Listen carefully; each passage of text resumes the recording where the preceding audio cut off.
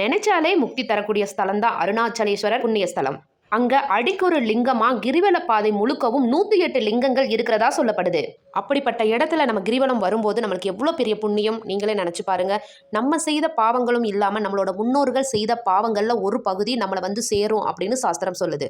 அப்படி வரக்கூடிய துன்பங்கள்ல ஒண்ணுதான் பண கஷ்டம். பண கஷ்டத்திலிருந்து வெளிவரதுக்கு நிறைய வழிகள் இருக்கு. அதுல ஒண்ணுதான் குபேர கிரிவலம். நம்ம பிறந்த ஜாதகத்துல கோடீஸ்வர யோகம் இல்ல அப்படின்னாலும் இந்த கோடீஸ்வர யோகத்தை ஏற்படுத்தி கொடுக்கறது தான் இந்த குபேர கிரிவலம்.